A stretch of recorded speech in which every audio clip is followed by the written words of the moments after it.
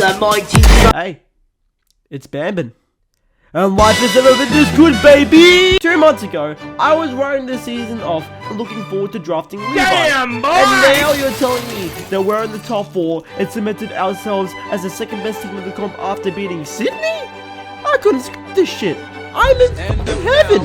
Well, that was until the injury list dropped. You see, with Brisbane having no Jack Payne, Kenny Coleman, Darcy Gardner, or Tom Duday to help with our backline, the last thing you want to see is Harris Andrews ruled out due to concussion protocols and Joyce getting into a scuffle with Andrew Gaff. This week, Brisbane are taking on the Suns at Washington College Stadium. Now, the Suns have had this weird knack for getting spanked in away games and playing like an actual footy club in home games. It's a very strange pattern, and to quote their own coach, Gotta grow the f*** up. so given this context, what do I want out of this game?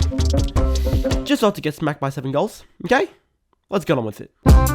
Me and my trying to get it, yeah, bitch. After Hipwood gives away a 50-meter penalty, Ben King has a chance to kick the opening goal of the match, and Jesus Christ, that was bad. Then after Neil's chance to kick, Gold Coast go again inside 50, where Ben Long can crumb the ball and kick another point.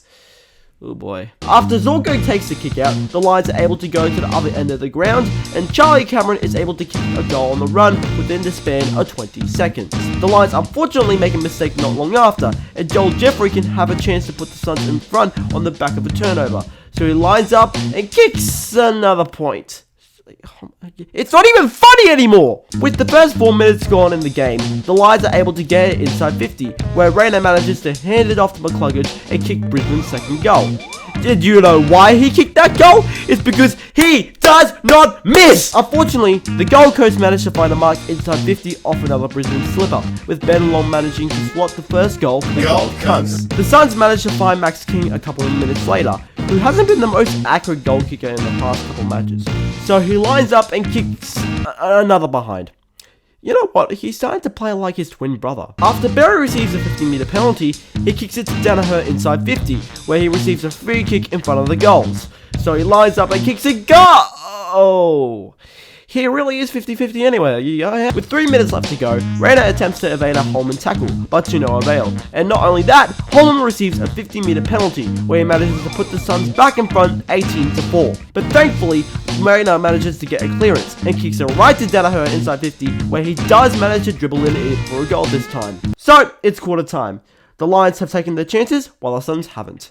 Not really saying anything at this stage, given that Gold Coast went and smacked us by 41 points when we led the first quarter at Corral last year, so let's get on with it. To kick off the second quarter, Ben King has a chance to finally kick a goal and snap his streak of 9 missed set shots in a row. So he lines up, and big shock, he shanks it, only saved by Jarrett Witts marking it on the goal line and putting the Suns back in front 24-20. After 2 minutes have passed in this quarter, McCluggage manages to give it off to Bailey. Bailey to dunks to Pumba Lorena, where he manages to snap a goal and put the Lions back in front. The Suns weren't letting it slide that easily though, as Sam Flanders marks the centering ball inside 50 and nails the shot to put the Suns back in front. They manage to strike again, where King takes a mark against Hipwood. So then he lines up, and I think this video sums it up. There's no way. There's no way. Oh, he's missed it!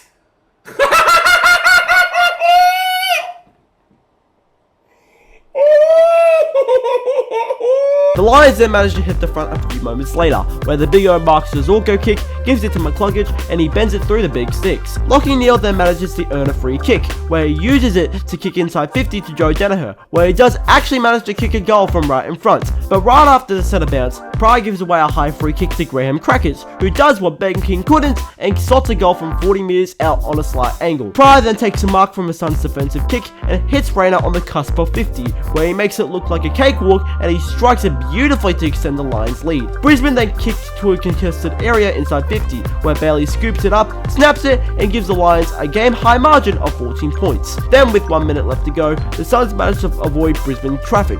They go inside 50 to King, who is stopped by the absolute brilliance of James Zorko's spoil. So guys, it's half time.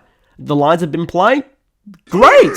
Brisbane have managed to kick 50 or more points, and not just kept the Suns to a modest score, but did with a heavily weakened backline. Really, it's just a matter of, can the Lions be able to hold off the Suns?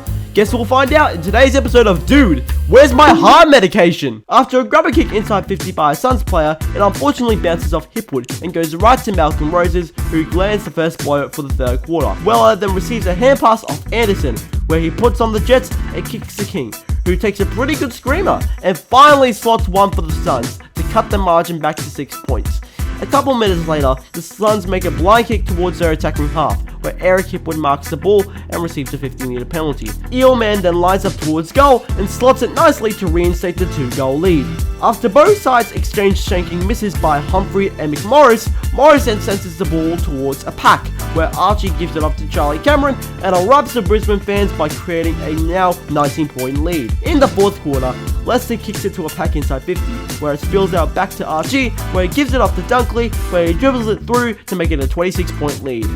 For about 30 seconds, where it is later overturned after the Snicko picks up the ball hitting the flags. Guess what was fun while it lasted? Then the Suns managed to go end to end with Malcolm Roses snapping his second goal. After goals dried up for a bit, the heart rate kicked in again, where Raul snaps it through to make it an 8-point game.